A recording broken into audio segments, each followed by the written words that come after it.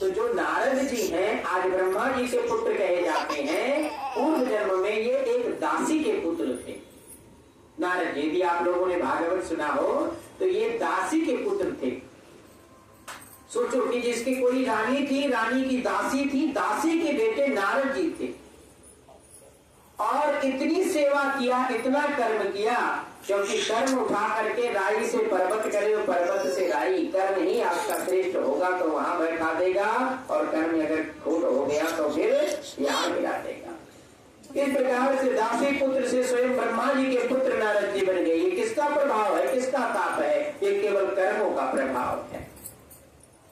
अतिथियों की सेवा नित्य करते रहना चाहिए। और कोई भी, इनके बहुत समय व्यतीत हो गया, कोई संतान नहीं हुआ, बहुत समय बीत हो। देखो, भक्ति करोगे तो इसका मतलब ये नहीं कि भगवान तुम्हें दुख नहीं देंगे। अगर दुख सुख लिखा होगा तो वो तुम्हें जरूर मिलेगा।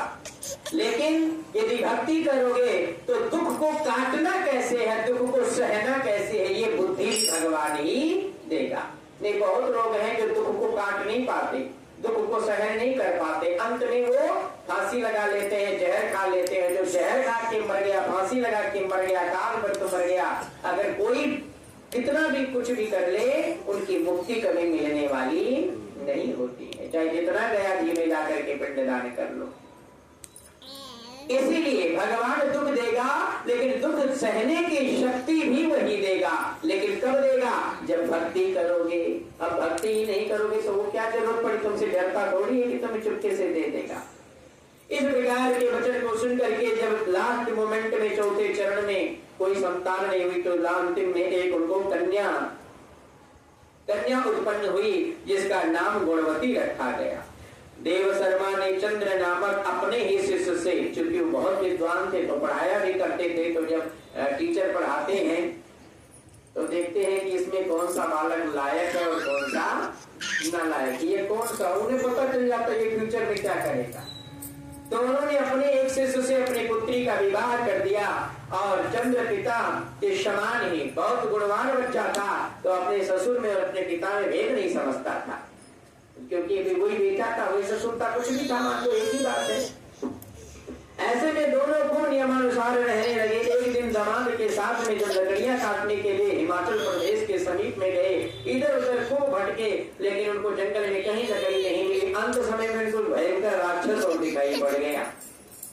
अब जब राक्षस दिखाई पड़ गया तो ये दोनों तो भैया कांपने लगे, क्या करें, भाग सकते नहीं है। भागने का प्रयास किया, लेकिन अब राक्षस से कहां भाग सकते हैं। अंत समय में राक्षस के हाथों से दोनों मारे गए। बोलो गोविंद भगवान की। परंतु उस क्षेत्र का महत्व ऐसा था, प्रभाव ऐसा था कि दोनों को वैकुंठ लोक की प्राप्ति हुई। क्यों प्राप्ति हुई? भगवान कहते हैं कि जिस प्रकार से सभी नदियां का समागम जो होता है समुद्र में होता है। किसमें होता है? समुद्र में होता है। चाहे कोई भी नदी क्यों ना हो पृथ्वी का, लेकिन समस्त नदियों का जो लास्ट होता है, जो समागम होता है, जहां नदियां जाकर के खत्म हो जाती हैं, वो लास्ट में जाकर के समुद्र से ही मिलती है।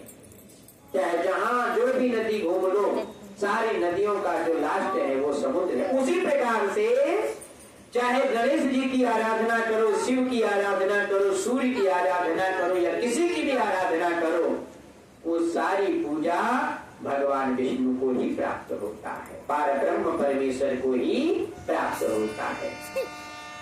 ऐसी परिस्थिति में दोनों को जब वैकुंठ लोक में धर्मराज के दूत विमान पर बैठा करके ले जाने लगे, उन दोनों के मरण सुन करके गुणवती बड़ा रुदन करने लगी, बहुत रोने चिल्लाने लगी, परेशान हो गई, अनेक प्रकार की बातें प्रलाप करने लगी कि मेरा निर्वाह कैसे होगा, मेरा ये कैसे होगा, मेरा वो सही चीज और बताएं। शास्त्रों में साफ शब्दों में लिखा गया है कि जब तक आप किसी पर डिपेंड रहते हो तब तक तुम्हारे मन में ये भय लगा रहता है, लेकिन ये तो पता है कि कोई किसी का फरमान साथ देने वाला है नहीं, और ये हमारे केवल कामनाएं होती है कि अब हमारा क्या होगा। अरे हुई है वही जो राम रची राधा, और कोट से कर ही बढ़ावई साधा।